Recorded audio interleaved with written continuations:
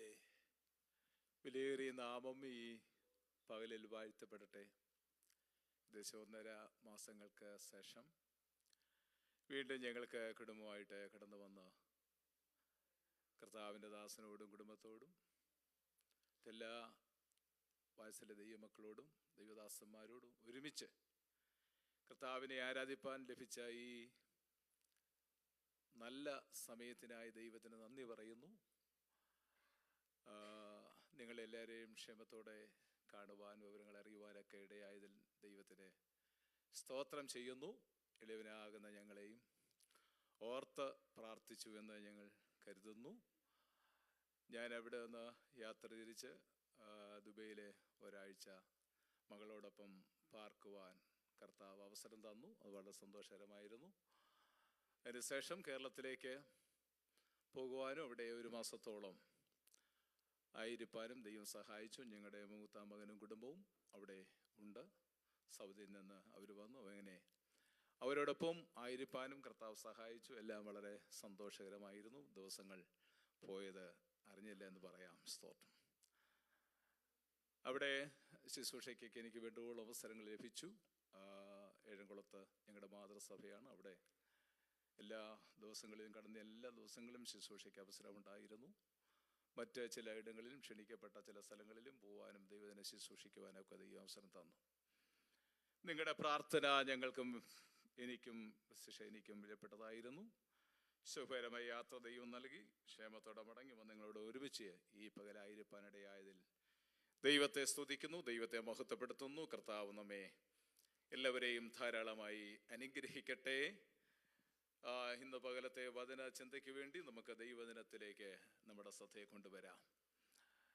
ഞാൻ പ്രസംഗിച്ചുകൊണ്ടിരുന്ന വേദഭാഗം നിങ്ങൾക്ക് ഓർമ്മയായി ഉണ്ടായിരിക്കും, അതോ മറന്നു കാണും? 1.5 മാസമായപ്പോഴത്തേന് മറന്നു കാണുമോ? ഏത് ലേഖനമാ? എഫെസ്യർ. ഓർമ്മയുണ്ട്. Okay, thank you. എഫെസ്യർ ലേഖനം 6-ാം അധ്യായം അതിൻ്റെ 10-ാം വാക്യം നമുക്ക് ഞാൻ അന്ന് പോയ സമയത്ത് പറയുണ്ടായി. ഇനി 6-ാം അധ്യായത്തിൻ്റെ 10-ാം വാക്യം കൂടെ പ്രസംഗിച്ച് എഫെസ്യർ ലേഖനം ക്ലോസ് ചെയ്യാം എന്ന് ചിന്തിക്കുന്നു പറഞ്ഞു.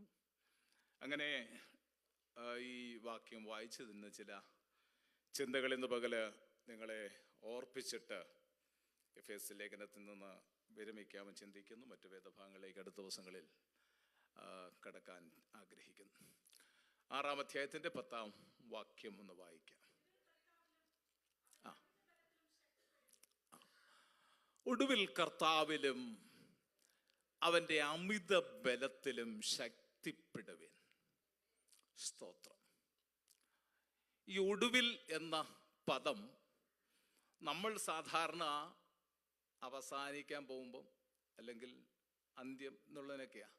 പക്ഷെ പൗലോസ് ഇതുവരെ പറയാത്ത ഒരു വിഷയം, ഒരു പുതിയ വിഷയം ആരംഭിക്കുന്നതിന് വേണ്ടി ഉപയോഗിച്ചിരിക്കുന്ന ഒരു പദമാണ് ഒടുവിലെന്ന. മറ്റു പല ഭാഗങ്ങളിലും ഫിലിപ്പിയ ലേഖനം 3-ാം അധ്യായത്തിൻ്റെ 1-ാം വാക്യം വായിച്ചാൽ, 4-ാം അധ്യായത്തിൻ്റെ 8-ാം വാക്യം വായിച്ചാൽ, 2 തെസ്സലോനിക്കർക്ക് ലേഖനം 3-ാം അധ്യായത്തിൻ്റെ 1-ാം വാക്യം വായിച്ചാൽ അവിടെയൊക്കെ പൗലോസ് ആ പദം ഉപയോഗിച്ചിട്ട് ഒടുവിൽ ഒടുവിൽ ഒടുവിൽ. ഒരു പുതിയ വിഷയത്തിലേക്ക്, അതായത് 5-ാം അധ്യായത്തിൽ ഭാര്യാഭർത്താക്കന്മാർക്കുള്ള പ്രബോധനം, അവർക്കുള്ള ഒരു അനുശാസനം നൽകിയ ശേഷം 6-ാം അധ്യായത്തിലേക്ക് വരുമ്പോൾ അമ്മയപ്പന്മാരെ കുറിച്ച്, മക്കളെ കുറിച്ച്, യജമാനനെ കുറിച്ച്, ദാസന്മാരെ കുറിച്ച് ഒക്കെയുള്ള പ്രബോധനങ്ങൾ അവരെക്കുറിച്ച് പറഞ്ഞിട്ട് പൗലോസ് അടുത്ത ഒരു വിഷയത്തിലേക്ക് പ്രവേശിക്കുകയാണ്. അവർക്കൊക്കെ പ്രബോധനം കൊടുത്തിട്ട് പൗലോസ് പറഞ്ഞു, എല്ലാവർക്കും വേണ്ടി പറയുക, ബുദ്ധിയായി പൊതുവായി പറയും, ഒടുവിൽ കർത്താവിലും അവൻ്റെ അമിത ബലത്തിലും ശക്തിപ്പെടുവീരെന്ന്. സ്തോത്രം. ഇന്ന് പകൽ ഇവിടെയുള്ള ദൈവമക്കളോട് ഞാൻ ഓർപ്പിക്കുന്നത്, സ്തോത്രം, നമ്മുടെ ജീവിതത്തിൽ ഈ വർഷത്തിൻ്റെ അവസാനത്തിലേക്ക് 11.5 മാസങ്ങളോളം നമ്മൾ പിന്നിട്ട് കഴിഞ്ഞു. ഇനി ഏതാനും ചില ദിവസങ്ങൾ മാത്രമേ നമ്മുടെ മുൻപിൽ ഈ വർഷം ശേഷിക്കുന്നുള്ളൂ. എന്നാൽ ഈ ഒടുവിലേക്ക്, ഈ വർഷത്തിൻ്റെ അവസാനത്തിലേക്ക് വരുമ്പോൾ നമ്മുടെ ശക്തി കുറഞ്ഞു പോകുകയല്ല, നമ്മുടെ ശക്തി ഈ ദിവസങ്ങൾ വർദ്ധിച്ചു വരണം. ഇന്ന് പകൽക്കാലം എനിക്ക് ദൈവജനത്തോടെ പ്രബോധിപ്പിക്കാനുള്ളത്, നമ്മുടെ കർത്താവിൻ്റെ അമിത ബലത്തിൽ ശക്തിപ്പെട്ടോണം. സ്തോത്രം. പൗലോസ് ഈ ലേഖനത്തിൽ 7 ഇടത്ത്, അല്ലെങ്കിൽ അത് അന്ധകാര ശക്തിയെക്കുറിച്ച് 2-ാം അധ്യായത്തിന്റെ 2-3 വാക്യങ്ങളിൽ പറഞ്ഞിട്ടുണ്ട്. എന്നാൽ ബാക്കിയുള്ള ഇടത്തൊക്കെ പറഞ്ഞിരിക്കുന്നത് പരിശുദ്ധാത്മാ ശക്തിയെക്കുറിച്ചാണ്. 1-ാം അധ്യായത്തിന്റെ 19-ാം വാക്യത്തിൽ, 1-ാം അധ്യായത്തിന്റെ 21-ാം വാക്യത്തിൽ, 3-ാം അധ്യായത്തിന്റെ 7-ാം വാക്യത്തിൽ, 3-ാം അധ്യായത്തിന്റെ 16-ാം വാക്യത്തിൽ, 3-ാം അധ്യായത്തിന്റെ 20-ാം വാക്യത്തിൽ, ഒടുവിൽ 6-ാം അധ്യായത്തിന്റെ 10-ാം വാക്യത്തിൽ ഈ ശക്തിയെ കുറിച്ച് പറഞ്ഞിരിക്കുക. സ്തോത്രം. ഒടുവിൽ കർത്താവിൽ അവന്റെ അമിത ബലത്തിൽ, അത് അവന്റെ അമിത ബലത്തിൽ ശക്തിപ്പെട്ടോണം. സ്തോത്രം. നമ്മൾ ശക്തിപ്പെടേണ്ട മണ്ഡലങ്ങളിൽ ശക്തിപ്പെട്ടോണം. ക്രിസ്തീയ ജീവിതം നിരന്തരവും അനുദിനമുള്ള ഒരു പോരാട്ടമാണ്. ക്രിസ്തീയ ജീവിതം ഒരു ഓട്ടക്കളമായിരിക്കുമ്പോൾ തന്നെ ഒരു പോർക്കളമാണെന്നുള്ളത് ഇന്ന് പകൽ ഓർത്തോണം. ഈ പോർക്കളത്തിൽ നിൽക്കുന്ന വ്യക്തികളോട് പൗലോസ് പറയുന്ന 2 കാര്യം. ഒന്ന്, അതേസരം ആത്മാവിൽ ശക്തിപ്പെട്ടോണം. രണ്ടാമത്തത്, ദൈവത്തിന്റെ സർവായുധവർഗം എടുത്തുകൊള്ളണം. ഈ 2 കാര്യവും പൗലോസ് നമ്മോട് പ്രബോധിപ്പിക്കുക. ഒരു യുദ്ധക്കളത്തിൽ നിൽക്കുന്ന ദൈവപൈതൽ ഒന്നാമത് ആത്മാവിൽ ശക്തിപ്പെട്ടവരാകണം. ഇന്ന് പകൽ ദൈവമക്കളെ നമ്മോട് പറയട്ടെ, പെന്തക്കോസ്തിന്റെ ശക്തി ദിനംതോറും കുറഞ്ഞുകൊണ്ടിരിക്കുകയല്ല. ആത്മീക ജീവിതത്തിൽ നമ്മുടെ ശക്തി കുറഞ്ഞുകൊണ്ടിരിക്കുകയല്ല. വർഷങ്ങൾ കഴിയും തോറും നമ്മുടെ ആത്മീക ശക്തി കുറയുകയല്ല, നമ്മുടെ ആത്മീയ ശക്തി വർദ്ധിച്ചു കൊണ്ടിരിക്കണം. നാം ശക്തിയിൽ ബലപ്പെട്ടുകൊണ്ടിരിക്കണം. കാരണം ഒരു പോർക്കളത്തിലാണ് നാം നിൽക്കുന്നത്. ദൈവസഭയെ വിവിധ നിലയിൽ ഈ ലേഖനത്തിൽ പൗലോസ് ചിത്രീകരിച്ചിട്ടുണ്ട്. അതൊന്ന് ഞാൻ ഓടിച്ചു പറയാം. 1-ാം അധ്യായത്തിൽ സഭ ക്രിസ്തുവിന്റെ ഒരു ശരീരമായിട്ടാണ് ചിത്രീകരിച്ചിരിക്കുന്നത്. 2-ാം അധ്യായത്തിൽ സഭ ഒരു മന്ദിരമായിട്ടാ, ദൈവത്തിന്റെ മന്ദിരം, കെട്ടിടമായിട്ടാണ് ചിത്രീകരിച്ചിരിക്കുന്നത്. 3-ാം അധ്യായത്തിൽ സഭ ഒരു പുതുമനുഷ്യനായിട്ട്, ദൈവത്തിന്റെ മർമ്മമായിട്ട്, സഭ ഒരു മർമ്മമായിട്ടാണ് 3-ാം അധ്യായത്തിൽ ചിത്രീകരിച്ചിരിക്കുന്നത്. 4-ാം അധ്യായത്തിൽ സഭ ഒരു പുതുമനുഷ്യനായിട്ടാണ് ചിത്രീകരിച്ചിരിക്കുന്നത്. 5-ാം അധ്യായത്തിൽ സഭ ഒരു മണവാട്ടിയാണ്. എന്നാൽ 6-ാം അധ്യായത്തിലേക്ക് വരുമ്പോൾ സഭ ഒരു പടയാളിയാണെന്ന് ഓർത്തോണം. സഭ ഈ പോർക്കളത്തിൽ ഒരു പടയാളിയായിട്ട് നിൽക്കുകയാ. ഓർക്കണം, കർത്താവ് പറഞ്ഞു, സ്വരം അതേ പത്രോസോട് പറഞ്ഞു, എന്ത് ചെയ്യുന്നു? പാതാള ഗോപുരങ്ങൾ നിന്നെ ജയിക്കയില്ല, പാതാള ഗോപുരങ്ങൾ ഇതിനെ ജയിക്കത്തില്ല. ആലും ഞാൻ പറയട്ടെ, നാം ഒരു പോർക്കളത്തിലാണ് നിൽക്കുന്നത്. അപ്പോൾ തന്നെ ഞാൻ പറയട്ടെ, വിശ്വാസിയായിരിക്കുന്ന മണ്ഡലം കൂടി ഞാൻ ഓർപ്പിച്ചു കൊണ്ടുവരാം. 1-ാം അധ്യായത്തിൽ ഒരു വിശ്വാസി ക്രിസ്തുവേശുവിലിരിക്കുന്നു, 1-ാം അധ്യായത്തിന്റെ 4-ാം വാക്യത്തിൽ. 2-ാം അധ്യായത്തിലേക്ക് വരുമ്പോൾ ഒരു വിശ്വാസി സ്വർഗത്തിൽ ഇരുത്തപ്പെട്ടിരിക്കുന്നു, ആത്മീകമായി സ്വർഗത്തിൽ ഇരുത്തപ്പെട്ടിരിക്കുന്നു. 3-ാം അധ്യായത്തിൽ ദൈവത്തിന്റെ തിരുഹൃദയത്തിൽ മറഞ്ഞു കിടന്ന മർമ്മമായിരുന്നു വിശ്വാസി. 4-ാം അധ്യായത്തിൽ ഒരു വിശ്വാസി ലോകത്തിലായിരിക്കുന്നു. 5-ാം അധ്യായത്തിൽ ഒരു വിശ്വാസി ഭവനത്തിലായിരിക്കുന്നു. 6-ാം അധ്യായത്തിൽ ഒരു വിശ്വാസമേ ലോകത്തിന്റെ പട്ടാളത്തിൽ അല്ലെങ്കിൽ മിലിറ്ററിൽ എടുക്കത്തുള്ളെങ്കിൽ ഈ ആത്മീയ പോർക്കളത്തിൽ നിൽക്കുന്ന ദൈവമക്കളും ശക്തി ഉള്ളവരായിരിക്കണം. സ്തോത്രം. ഈ പോർക്കളത്തിൽ നിൽക്കുമ്പോൾ നമ്മൾ ശക്തിയില്ലാതെ നിൽക്കുവാൻ കഴിയില്ല. ഓർക്കണം, നമ്മെ ശക്തീകരിക്കുന്നത് ദൈവമാ. സ്തോത്രം. അവന്റെ അമിത ബലത്തിൽ നമ്മൾ ശക്തിപ്പെട്ടോണം. ശക്തീകരിക്കുന്നത് ദൈവമാ. നമ്മൾ അപ്രാപ്തരും നമ്മൾ ബലഹീനരുമാണ് എന്ന് നാം സമ്മതിക്കുമ്പോൾ ദൈവത്തിന്റെ ശക്തിയിൽ നമ്മൾ ആശ്രയിക്കും. അറിയിച്ചാൽ ദൈവത്തിന്റെ ശക്തി എന്നിലും നിങ്ങളിലും പകരപ്പെടും. ഇന്ന് പകൽക്കാലം ഈ വർഷത്തിന്റെ അവസാനത്തിലേക്ക് വന്നെത്തിയിരിക്കുന്ന ദൈവമക്കളോട് ഓർപ്പിക്കട്ടെ, ഈ വർഷത്തിന്റെ ഒടുവിലേക്ക് വരുമ്പോൾ ദൈവത്തിന്റെ ഒരു അമിതമായ ബലത്തിൽ, അമിതമായ ശക്തിയിൽ ഈ ദിവസങ്ങളിൽ ബലപ്പെടുവാൻ ഏൽപ്പിച്ചു കൊടുക്കുക. ഞാനും നിങ്ങളും ഈ കളിക്കളത്തിലല്ല, കളിയല്ല, സ്തോത്രം, കളിക്കുന്ന കളത്തിലല്ല ഞാനും നിങ്ങളും ആയിരിക്കുന്നത്. ഒരു യുദ്ധക്കളത്തിലാണ്, ഒരു പോർക്കളത്തിലാണ് നിൽക്കുന്നത്. അതുകൊണ്ട് ആ ബോധ്യത്തോടു കൂടി വേണം നമ്മുടെ ആത്മീയ ജീവിതത്തിൽ മുന്നോട്ട് പോകുവാൻ. എത്രയോ ശക്തന്മാരായവരെ തകർത്തു കളഞ്ഞ, അനേകരെ പുറകോട്ട് വലിച്ചു കളഞ്ഞ, ആത്മീയത്തിൽ നിന്ന് പിന്മാറ്റിക്കളഞ്ഞ എത്രയോ ശത്രുവിന്റെ തന്ത്രങ്ങൾ ഈ ലോകത്തിൽ ഉള്ളപ്പോൾ അതിനെ തിരിച്ചറിഞ്ഞ ഈ ദിവസങ്ങളിൽ നമ്മെ ആത്മീയത്തിൽ നിന്ന് മാറ്റിക്കളയാതിരിക്കുവാൻ, ആത്മീയ ശക്തി പ്രാപിച്ച് ഈ ദിവസങ്ങളിൽ മുന്നേറുവാൻ ദൈവകരങ്ങൾ ഏൽപ്പിക്കപ്പെടുക. ശിംശോന്റെ മേൽ ഒരു അമാനുഷിക ശക്തി ഉണ്ടായിരുന്നു. ദൈവത്തിന്റെ ശക്തിയാ. അവൻ പലതും അതേസരം അത്ഭുതകരമായ നിലയിൽ പ്രവർത്തിച്ചു. കാരണം അവനെ ബന്ധിച്ച 7 പച്ച ഞാണുകൾ അവനെന്ത് തീ തൊട്ട ചണുനൂൽ പോലെ പൊട്ടിച്ചു കളഞ്ഞു. സ്തോത്രം. അവനെ പുതിയ കയറുകൊണ്ട് ബന്ധിച്ചു, അതവൻ പൊട്ടിച്ചു കളഞ്ഞു. അതുപോലെ അവൻ അതുപോലെ 300 കുറുക്കന്മാരെ വാലോട് വാൽ പിടിച്ചു കെട്ടി. ഒരു കുറുക്കനെ പിടിക്കാൻ നമ്മളെ കൊണ്ട് പ്രയാസം. 300 കുറുക്കന്മാരെ പിടിച്ച് വാലോട് വാൽ കെട്ടി വയലിലേക്ക്, ഫെലിസ്ത്യരുടെ വയലിലേക്ക് വിട്ടു. കാരണം ഇതൊക്കെ എന്ത് ചെയ്യുന്നു? ശിംശോന് ചെയ്യാൻ കഴിഞ്ഞത് ദൈവത്തിന്റെ അമാനുഷികമായ ശക്തി അവന്റെ മേൽ ഉണ്ടായിരുന്നത് കൊണ്ടാണ്. സ്തോത്രം. എന്നെയും നിങ്ങളെയും, നമ്മളൊക്കെ കേവലം മനുഷ്യരാണെങ്കിലും നമ്മെ ശക്തീകരിക്കുന്ന ഒരു ദൈവം ഉണ്ടെന്നുള്ളത് ഓർത്തോണം. എന്നാൽ ശിംശോന്റെ ശക്തിയെ ദലീലയുടെ മടിയിൽ ഉറങ്ങിയപ്പോൾ അവൾ ചോർത്തി കളഞ്ഞെങ്കിൽ ഈ ദിവസങ്ങളിൽ നമ്മുടെ ശക്തിയെ ചോർത്തി കളയുന്ന വിഷയങ്ങൾ ലോകത്തിലുണ്ട്. എന്നാൽ അതിനെ തിരിച്ചറിഞ്ഞ ദിവസങ്ങളിൽ നമ്മൾ ശക്തിയിൽ മുന്നേറുവാനാണ് ദൈവത്തിന്റെ വചനം നമ്മോട് കൽപ്പിക്കുന്നത്. നാളുകൾ കഴിയും തോറും ശക്തിയോടെ നമ്മൾ മുന്നേറുവാൻ നമുക്ക് കഴിയണം. പൗലോസിനെ ദൈവം ശക്തമായി ഉപയോഗിച്ചു, പത്രോസിനെ ദൈവം ശക്തമായി ഉപയോഗിച്ചു. ഈ ആത്മീയ ശക്തി ദൈവത്തിൽ നിന്ന് പ്രാപിച്ചത് കൊണ്ടാണ്. സ്തോത്രം. ദൈവത്തിൽ നിന്ന് പ്രാപിച്ചുന്ന ശക്തി ഉണ്ടെങ്കിൽ മാത്രമേ നമുക്ക് ഈ പോർക്കളത്തിൽ നിൽക്കുവാൻ കഴിയത്തുള്ളൂ എന്നുള്ളത് ഓർക്കണം. ഈ പോർക്കള മേടുകളിൽ നമ്മൾ നിൽക്കുമ്പോൾ ദൈവത്തിന്റെ ശക്തി ഇല്ലാതെ നമുക്ക് ആർക്കും ഇവിടെ നിൽക്കുവാൻ കഴിയത്തില്ല. പൗലോസ് പറഞ്ഞ 2 കാര്യങ്ങൾ. ഒന്ന്, ദൈവത്തിന്റെ അമിതമായ ബലത്തിൽ ശക്തിപ്പെട്ടോണം. എല്ലാവരോടും പറയുന്ന ഒരു പ്രബോധനമാണ്. എല്ലാം ശക്തിപ്പെടുക. ഒടുവിൽ കർത്താവിലും അവന്റെ അമിത ബലത്തിലും, സ്തോത്രം, അതെ, നാം ശക്തിപ്പെട്ടോണം.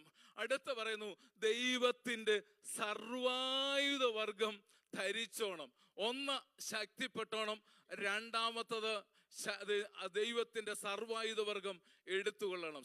ഈ തിരുവചനത്തിൽ 3 വിധത്തിലുള്ള സർവായുധ വർഗത്തെ പറയുന്നുണ്ട്.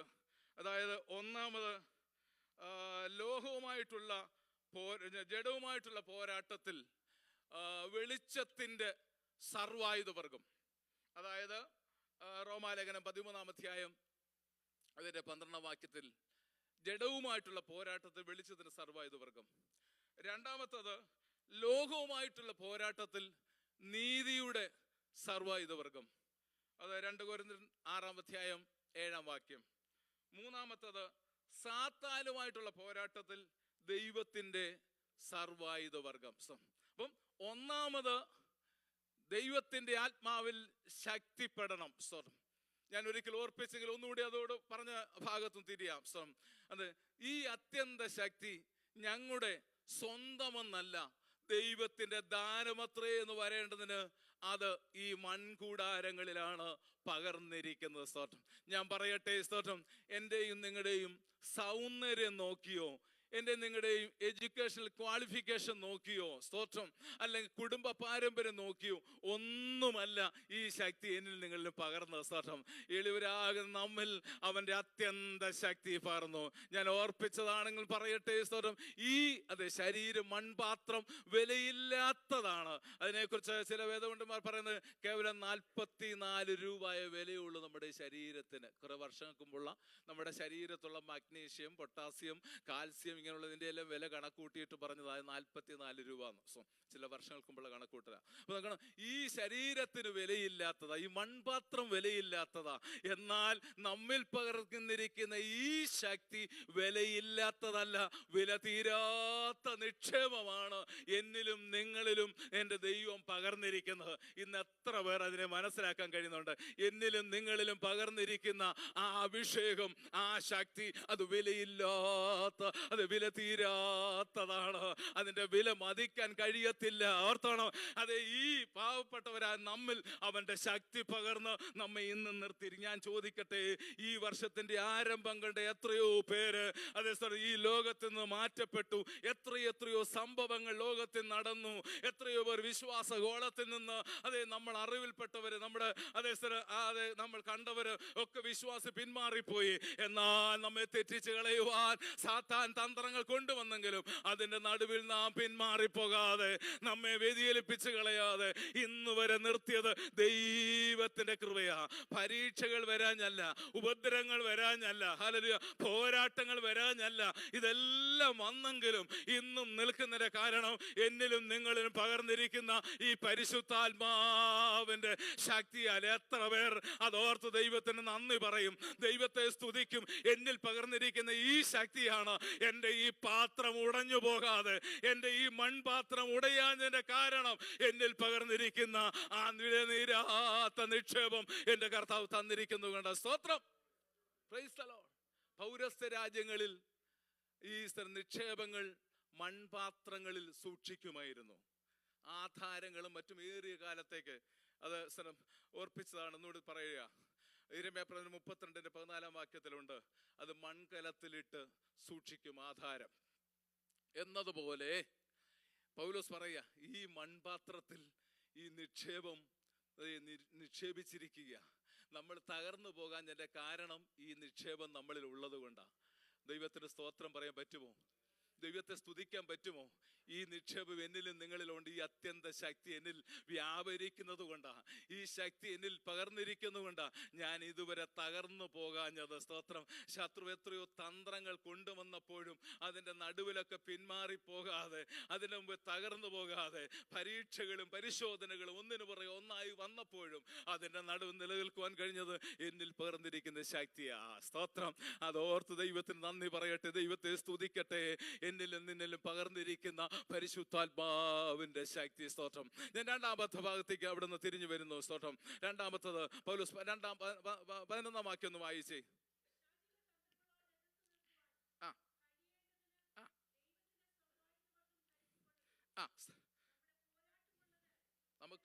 നമുക്ക് പോരാട്ടമുള്ളത് അല്ലേ?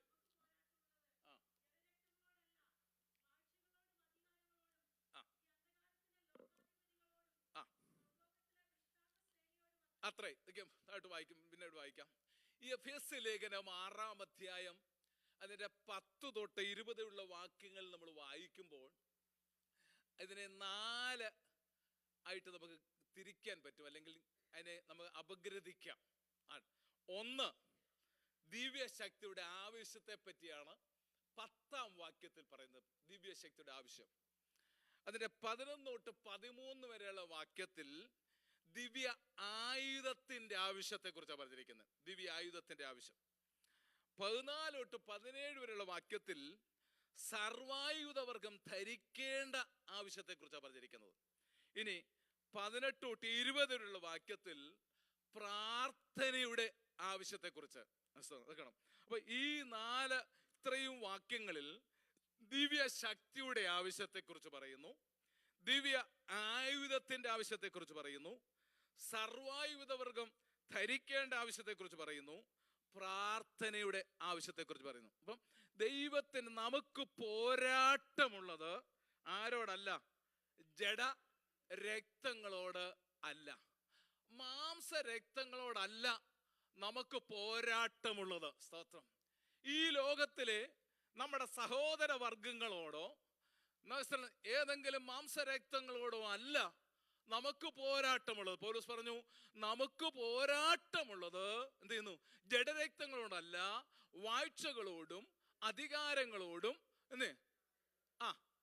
ലോകാധിപതികളോടും സ്വർലോകങ്ങളിലെ ദുഷ്ടാത്മാ സേനയോടുമത്രേ.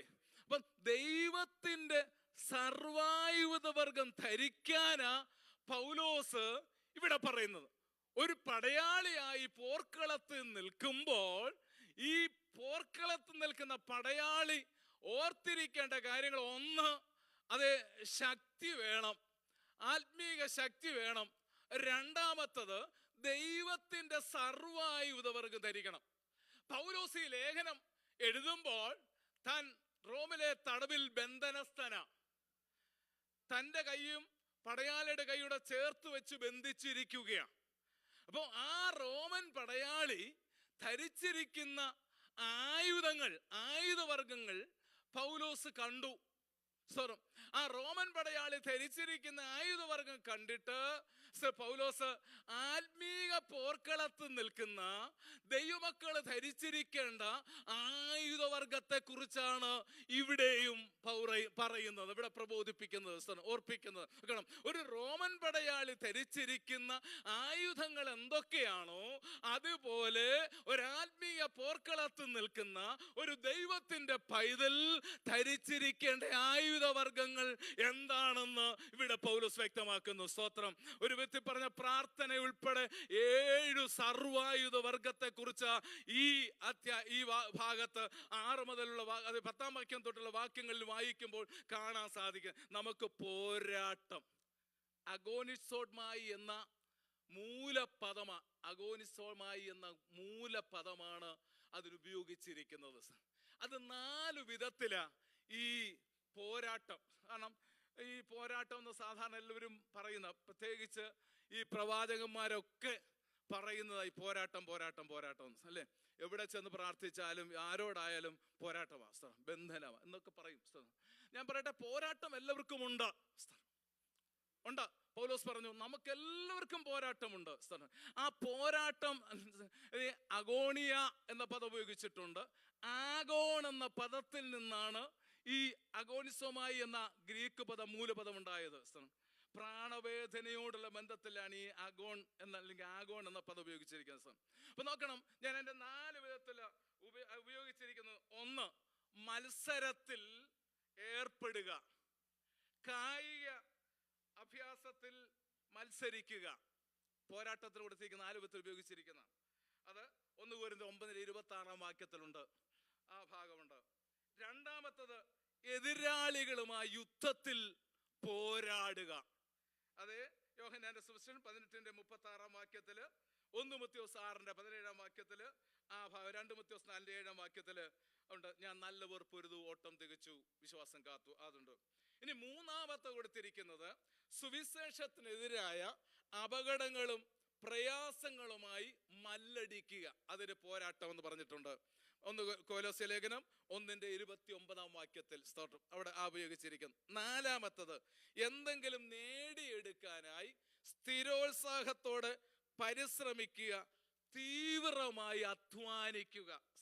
ലൂക്കോസ് 13:24 വാക്യത്തിൽ ഇടുക്കും അതിലൂടെ കടക്കുവാൻ പോരാടുവിൻ എന്നവിടെ ഉപയോഗിച്ചിരിക്കുന്നു. കൊലോസ്യ ലേഖനം 4:12. അപ്പൊ ഈ 4 വിധത്തിലാണ് ഈ പോരാട്ടം എന്നുള്ള ആ പദത്തിന് ഉപയോഗിച്ചിരിക്കുന്നത്. 4 സന്ദർഭങ്ങളിൽ ഉപയോഗിച്ചിരിക്കുന്നത്. അപ്പം എന്തെങ്കിലും നേടിയെടുക്കാനായി സ്ഥിരോത്സാഹത്തോടെ പരിശ്രമിക്കുക, തീവ്രമായി അധ്വാനിക്കുക. അപ്പം നോക്കണം, നമ്മുടെ ജീവിതത്തിൽ നാം എന്ത് ചെയ്യുന്നു? അത് നേടിയെടുക്കാൻ നമ്മൾ എന്താ നേടാൻ ആഗ്രഹിക്കുന്നത് അത് ഈ ദിവസം നേടിയെടുക്കുവാൻ എന്ത് ചെയ്യുന്നു? സ്ഥിരോത്സാഹത്തോടെ അധ്വാനിക്കുക, അല്ലെങ്കിൽ അതിനുവേണ്ടി പ്രവർത്തിക്കുക. അതിന് പോരാട്ടം. ഓർക്കണം, നമ്മെ ലക്ഷ്യത്തിൽ നിന്ന് തെറ്റിച്ച് കളയുക എന്നുള്ളതാണ് സാത്താന്റെ ഏറ്റവും വലിയ തന്ത്രം. അവിടെ പൗലോസ് പറഞ്ഞൊരു പദമുണ്ടല്ലോ, പിശാചിന്റെ തന്ത്രങ്ങളോട് എതിർത്ത് നിൽക്കുവാൻ കഴിയേണ്ടത്. തന്ത്രം എന്നുള്ളതിന് മെതോഡെയ്യാസ് എന്ന മൂലപദം ഉപയോഗിച്ചിരിക്കുന്നത്. എന്ന് പറഞ്ഞാൽ മനുഷ്യനെ വഞ്ചിക്കുകയും മനുഷ്യനെ കെണിയിൽപ്പെടുത്തുകയും മനുഷ്യനെ നശിപ്പിക്കുകയും ചെയ്യുന്ന പിശാചിന്റെ മാർഗങ്ങളെയാണ് തന്ത്രങ്ങൾ എന്ന് പറഞ്ഞിരിക്കുന്നത്. സ്തോത്രം. പിശാചിന്റെ തന്ത്രങ്ങൾ, മനുഷ്യനെ വഞ്ചിക്കുക, മനുഷ്യനെ കെണിയിൽപ്പെടുത്തുക, മനുഷ്യനെ അതിനെ നശിപ്പിക്കുക. അത് അങ്ങനെയുള്ള പിശാചിന്റെ സാത്താന്റെ മാർഗങ്ങളെയാണ് തന്ത്രങ്ങൾ എന്ന് പറയുന്നത്. നാം കൊരിന്ത്യർ ലേഖനത്തിൽ പൗലോസ് പറഞ്ഞു, നാം സാത്താന്റെ തന്ത്രങ്ങളെ അറിയാത്തവരല്ലോ. ഇന്ന് പകൽക്കാലം ഇവിടെയുള്ള ദൈവമക്കളോടും പറയട്ടെ, സാത്താന്റെ തന്ത്രങ്ങളെ തിരിച്ചറിയാൻ നമുക്ക് കഴിയണം. സ്തോത്രം. പിശാചിന്റെ തന്ത്രങ്ങള്, ഉപദേശ പെശകും ജീവിത പെശകും ഇന്ന് ആത്മീയ ലോകത്തിൽ കൊണ്ടുവന്നുകൊണ്ടിരിക്കുന്ന ഒരു കാലഘട്ടത്തിലാണ്. എത്രയോ വർഷങ്ങൾ ഉപദേശം പ്രസംഗിച്ച പാസ്റ്റർമാര്, അതുപോലെ വിശ്വാസികളായിട്ടുള്ളവരൊക്കെ എന്ത് ചെയ്യുന്ന, ഇതെല്ലാം ഉപേക്ഷിച്ച് പഴയ അനുഭവങ്ങളിലേക്ക്, സമുദായങ്ങളിലേക്ക് വിട്ടുപോയിക്കൊണ്ടിരിക്കുന്ന കാലങ്ങളാ. ദുരുപദേശങ്ങൾ ആത്മീയ ലോകത്തിൽ അതെ ഇന്ന് പ്രചരിപ്പിച്ചു കൊണ്ടിരിക്കുകയാ. പലതും നമ്മൾ പഠിച്ചതും ഗ്രഹിച്ചതും പിതാക്കന്മാർ പ്രസംഗിച്ചതുമായ വചനത്തിന് വിരുദ്ധമായിട്ടുള്ള കാര്യങ്ങൾ ഇന്ന് ലോകത്തിൽ പഠിപ്പിച്ചു കൊണ്ടിരിക്കുന്നു, പ്രചരിപ്പിച്ചു കൊണ്ടിരിക്കുന്നു. അതെ, നോക്കണം, ദുരുപദേശം അത് സാത്താന്റെ തന്ത്രമാണ്. അതുപോലെ ജീവിത പെശക്, ജീവിത വിശുദ്ധിക്ക് യാതൊരു പ്രാധാന്യം കൊടുക്കാതെ എങ്ങനെ ജീവിച്ചാലും ഏതെല്ലാം നിലയിൽ പോയാലും വേണ്ടിയില്ല, അതേസരം ആട്ടവും അതേസരം നൃത്തവും അതേസരം ആരാധനയൊക്കെ മതി എന്നുള്ള നിലയിൽ പോയിക്കൊണ്ടിരിക്കുന്ന ഒരു കാലമാണ്. ഞാൻ പറയാം, ഉപദേശ പെശകും ജീവിത പെശകും സാത്താന്റെ വലിയ തന്ത്രങ്ങളാണ്. ഇത് രണ്ടും ദൈവമക്കളുടെ ഇടയിൽ മാറിപ്പോകരുത്. നമ്മുടെ പിതാക്കന്മാർ പിടിച്ച മൂല്യത്തിൽ നാം നിന്നു പോകണം. ഉപദേശത്തിൽ നാം ഉറക്കുന്നവരാകണം. ഉപദേശം ഏതെങ്കിലും കേൾക്കുമ്പോൾ അങ്ങോട്ടും ഇങ്ങോട്ടും വ്യതിചലിച്ചു പോകരുത്. അതാണ് ശരിയാണെന്ന് പറഞ്ഞ് അങ്ങോട്ട് പോകരുത്. ഞാൻ പിടിച്ചിരിക്കുന്ന ഉപദേശത്തിൽ മുറുകെ പിടിച്ചുകൊണ്ട് ഉപദേശത്തിൽ നിലനിൽക്കണം. അതുപോലെ ജീവിത വിശുദ്ധി, ഒരിക്കലും നമ്മളിൽ നിന്ന് അകന്നെത്തി പോകരുത്. വിശുദ്ധിയില്ലാത്ത ഒരുത്തനും സ്വർഗരാജ്യത്തിൽ പോകത്തില്ല. നിന്റെ ആട്ടവും നിന്റെ നാട്ടവും അതേ കളിയും ആരാധനയൊന്നും എന്റെ ദൈവത്തിന് പ്രസാദമല്ല. ജീവിത വിശുദ്ധി ഇല്ലാതെ ഒരുത്തനും സ്വർഗത്തിൽ പോകാൻ പറ്റത്തില്ല. സ്തോത്രം. ഇന്ന് ലോകത്തിൽ അതൊക്കെയാ മതി. എങ്ങനെ ജീവിച്ചാലും 6 ദിവസം തോന്നിയ പോലൊക്കെ ജീവിച്ചേച്ച് 7-ാം ദിവസം വന്ന് അതേ കുറെ ആട്ടവും ചാട്ടവും നൃത്തവും ഒക്കെ ഇന്ന് പലയിടങ്ങളിൽ നടക്കുന്നത്. ദൈവം പ്രസാദിക്കുമോ? ഇല്ല. നാം കൊരിന്ത്യരിൽ വായിക്കുന്നത്, അവരിൽ മിക്ക പേരിലും ദൈവം പ്രസാദിച്ചില്ല. ഇന്ന് പകൽ ദൈവമക്കളോട് ഞാൻ പറയുന്നു, ദൈവം പ്രസാദിക്കുന്ന ആരാധന ജീവിതത്തിന്റെ എല്ലാ ദിവസങ്ങളിലും ജീവിത വിശുദ്ധിയെ സൂക്ഷിച്ചോണം. നമ്മുടെ ഉപദേശ വിശുദ്ധിയെ സൂക്ഷിച്ചോണം. അതിൽ നിന്ന് വ്യതിചലിച്ചു പോകരുത്. സാത്താന്റെ ഏറ്റവും വലിയ തന്ത്രം മെത്തോഡിയാസ്, അത് അവന്റെ തന്ത്രമാ. സാത്താൻ ഇടം കൊടുക്കരുത്. എഫെസ്യ ലേഖനം 4:27 വായിക്കുന്ന എന്താ? പിശാചിന് ഇടം കൊടുക്കരുത്. എവിടെ ഇടം കൊടുത്ത അവന് കേറും, ഇല്ലയോ? എന്താ ഇടം കൊടുക്കരുതെന്ന് പറഞ്ഞേ? ഇടം കൊടുത്താൽ അവന് പ്രവേശിക്കും. പണ്ടൊരിക്കൊരു മുയല് ഒരു മാളത്തിൽ സുഖമായിട്ടിരിക്കുകയായിരുന്നു. മഴക്കാലം. അപ്പോൾ ഒരു മുള്ളമ്പന്നി ഇങ്ങനെ അതിലേക്കൂടെ വന്നപ്പോൾ ചോദിച്ചു, സ്നേഹിത, എന്നെയും കൂടെ ആ മാളത്തിലോട്ടൊന്ന് കയറ്റിയേര്. പറഞ്ഞു, ഒക്കത്തില്ല, ഇവിടെ സ്ഥലമില്ല. മുയല് പറഞ്ഞു, ഇവിടെ സ്ഥലമില്ല, ഒരു സാധ്യതയുമില്ല. പിന്നെയും മുള്ളമ്പന്നി പറഞ്ഞു, എന്നെയും കൂടെ എൻ്റെ തലയെങ്കിലും ഒന്നങ്ങോട്ടൊന്ന് വെച്ചാൽ മതി.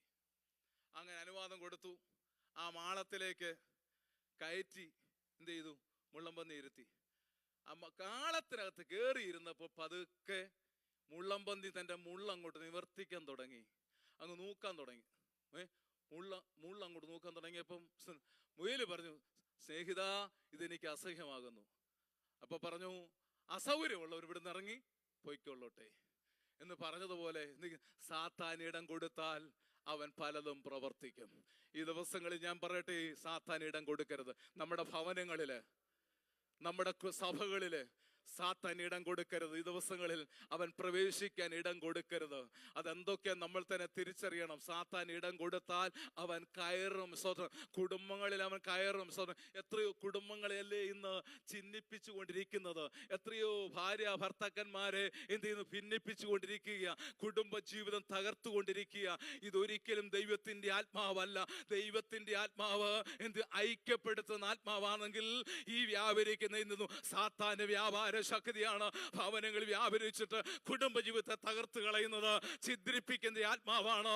അതുകൊണ്ട് ഓർത്തോണം, അതിന് നമ്മുടെ കുടുംബങ്ങളിൽ ഒരിക്കലും ഇടം കൊടുക്കരുത്. നമ്മുടെ കുടുംബങ്ങൾ ദൈവത്തിന്റെ ശക്തി വ്യാപരിക്കട്ടെ, ഐക്യതയുടെ ആത്മാവ് വ്യാപരിക്കട്ടെ, ദൈവസഭയിൽ ഐക്യതയുടെ ആത്മാവ് വ്യാപരിക്കട്ടെ.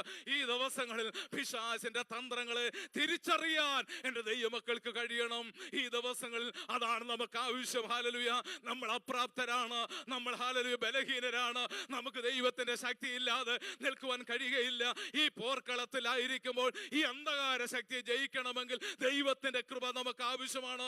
ഈ ദിവസങ്ങളിൽ അവനിൽ ആശ്രയിക്കുന്നവരാണ് ദൈവത്തിന്റെ ഏറ്റവും നല്ല പടയാളി എന്ന് പറയുന്നത്. ദൈവത്തിൽ ആശ്രയിക്കുക. ഞാനും നിങ്ങളും യുദ്ധക്കളത്തിൽ നിൽക്കുമ്പോൾ ഈ പോരാട്ട ശക്തിയോട് അല്ലെങ്കിൽ ഈ അന്ധകാര ശക്തിയോട് പോരാടണമെങ്കിൽ ദൈവത്തിന്റെ ശക്തി എനിക്കും നിങ്ങൾക്കും ആവശ്യമാണ്. സ്തോത്രം, സ്തോത്രം.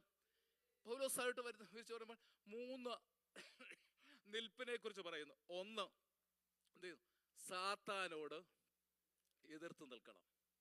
2, ദുർദിവസം വരുമ്പോൾ ഉറച്ചു നിൽക്കണം. 3, വിശ്വാസം എന്ന പരിച എടുത്തും കൊണ്ട് നിൽപ്പ്. എതിർത്ത് നിൽക്കണം. ആരോട്? സാത്താനോട്. പിന്നെ ദുർദിവസം വരുമ്പോൾ ഉറച്ചു നിൽക്കണം. പിന്നെ ദുഷ്ടന്റെ തീമ്പുകളെ കെടുക്കാൻ വിശ്വാസം എന്ന പരിച എടുത്തും കൊണ്ട് നിൽക്കണം. ദുഷ്ടന്റെ തീയമ്പുകളുണ്ട് കേട്ടോ. ഈ തീയമ്പുകൾ നമ്മുടെ നേരെ കടന്നു വരും. ബെലോസ് എന്ന പദമാ അത് ഉപയോഗിച്ചിരിക്കുന്നത്. തീയമ്പിന് എന്ന് പറഞ്ഞാൽ കവണയിൽ വെച്ച് ചുഴറ്റി എറിയുന്ന കല്ല്. അതിന് കൊടുത്തിരിക്കുന്ന വ്യാഖ്യാനവാസം. അപ്പം അത് എന്ത് ചെയ്യുന്ന അറിയോ? നമ്മുടെ നേരെ ചുഴറ്റി എറിയാൻ നോക്കിക്കൊണ്ടിരിക്കുകയാണ്. സ്തോത്രം. സാത്താൻ അതിനു വേണ്ടി നോക്കിക്കൊണ്ടിരിക്കുക. അവന്റെ തീയമ്പുകൾ നമ്മുടെ നേരെ ഫലിക്കാതിരിക്കേണ്ടതിന്, നമ്മുടെ കുടുംബത്തിൽ, നമ്മുടെ തലമുറയിൽ അത് ഫലിക്കാതിരിക്കണമെങ്കിൽ ഈ ദിവസങ്ങളിൽ അവന്റെ ദൈവത്തിന്റെ സർവായുധവർഗം ധരിച്ചോണം. സ്തോത്രം. കർത്താവിൽ ശക്തിപ്പെട്ടോണം. ഇത് രണ്ടും നമുക്ക് ആവശ്യമാണ്. ഞാൻ സമയത്തിന്റെ പരിമിതി കൊണ്ട് ഈ ഭാഗം വേഗത്തിൽ ഓർപ്പിക്കട്ടെ. 7 സർവായുധ വർഗത്തെ കുറിച്ച് പറഞ്ഞിരിക്കുകയാണ് അവിടെ. പറഞ്ഞതിൽ 1, ഞാൻ അതിനെ വ്യാഖ്യാനിക്കുന്നില്ല, വിശദീകരിക്കുന്നില്ല, സമയമെടുക്കുന്നില്ല. ആ 7 സർവായുധ വർഗത്തെ ഞാൻ 2ആയി തിരിക്കാറുണ്ട്. 1, ഡിഫെൻസീവ് ആർമർ എന്ന് പറയും. അതായത് പ്രതിരോധ ആയുധങ്ങൾ. 5 ആയുധങ്ങൾ. 2 ആയുധങ്ങൾ എന്ത് ചെയ്യുന്നു? അതിനെ ഓഫൻസീവ് ആർമർ എന്ന് പറയും. ആക്രമണ ആയുധം. ഡിഫെൻസീവ് ആർമറും ഒഫൻസീവ് ആർമറും, പ്രതിരോധ ആയുധങ്ങളും ആക്രമണ ആയുധങ്ങളും. ഒരു യുദ്ധം വിജയിക്കണമെങ്കിൽ പ്രതിരോധ ആയുധം കൊണ്ട് മാത്രം ഒരിക്കലും ജയിക്കാൻ പറ്റത്തില്ല. സ്തോത്രം. ഈ പ്രതിരോധ ആയുധങ്ങളായിട്ട് പൗലോസ് പ്രയോഗിച്ചിരിക്കുന്ന, നിങ്ങൾ വേഗത്തിൽ ആ വാക്യം ഒന്ന് വായിച്ച് സഹായിക്കണമേ പ്ലീസ്. അതിന്റെ മുകളിലത്തെ വാക്യം കൂടെ വായിച്ചേ ജെയ്സി.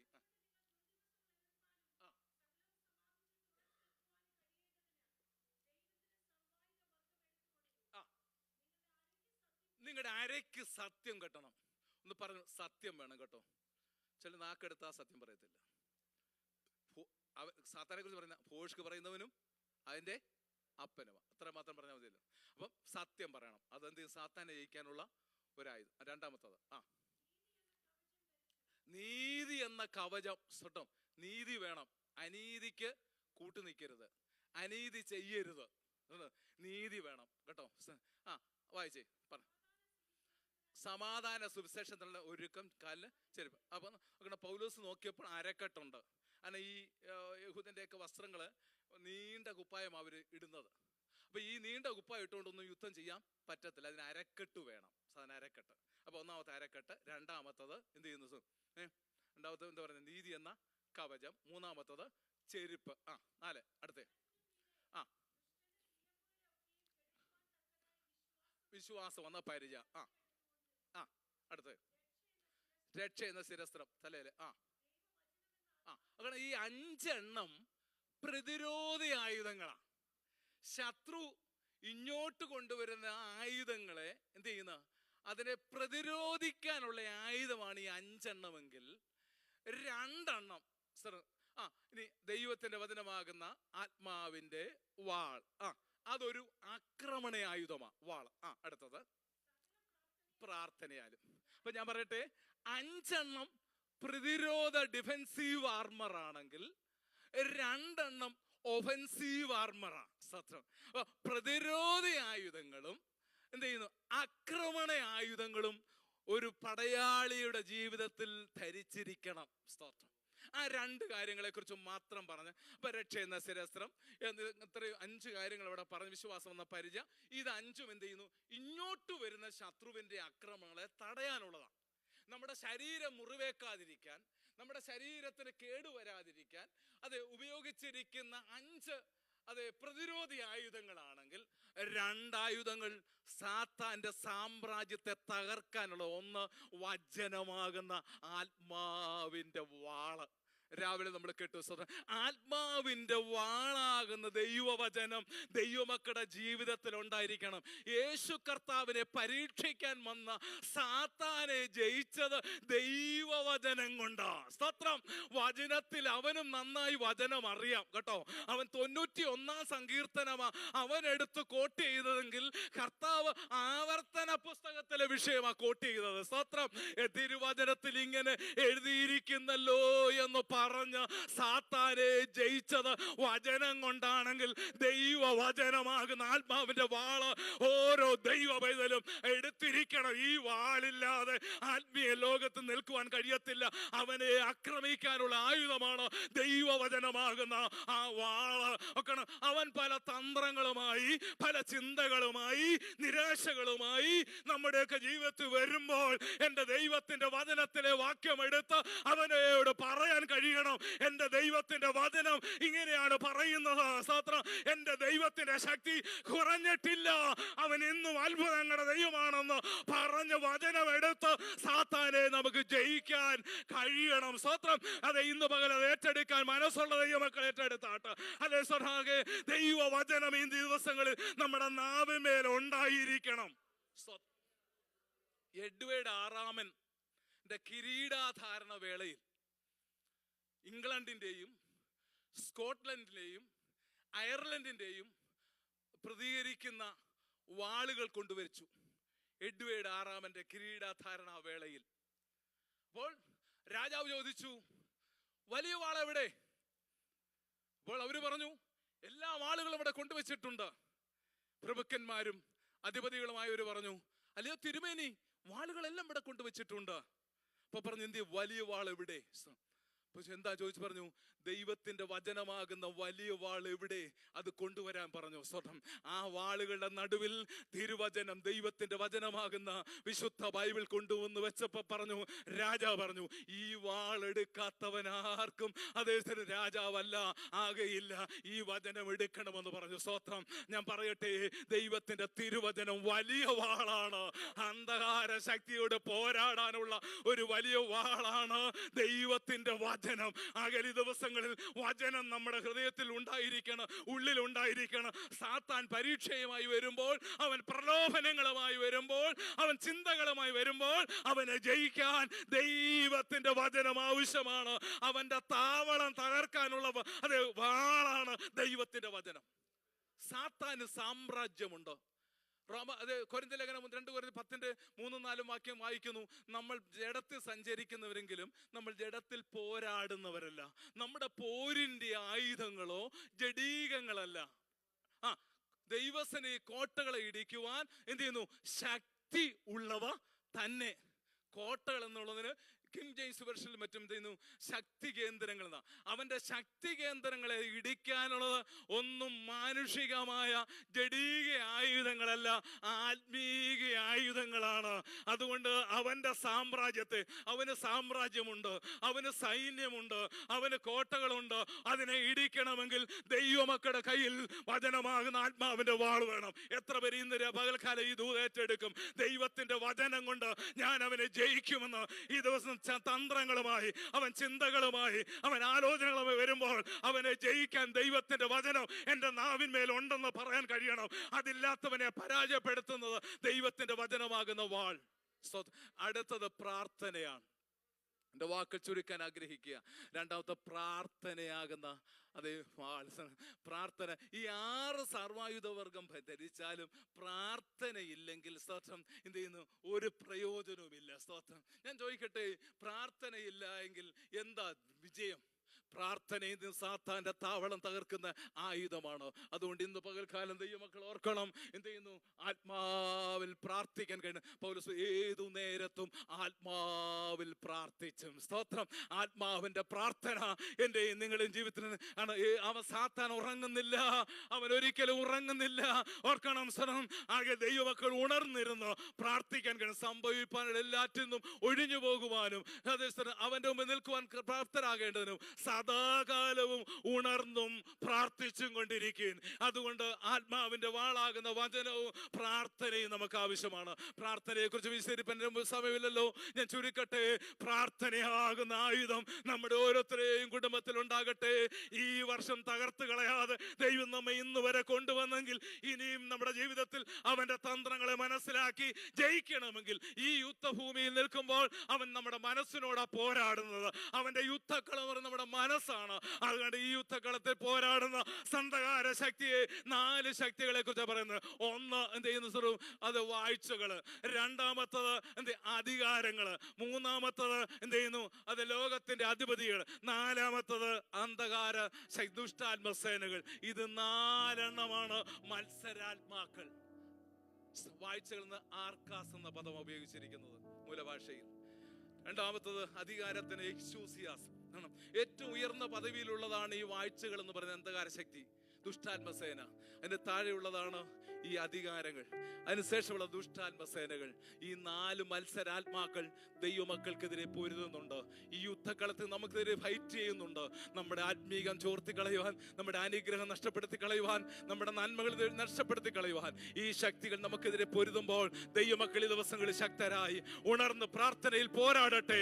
ഒടുവിൽ കർത്താവിലും അവന്റെ അമിതബലത്തിന് ശക്തിപ്പെടുവീൻ.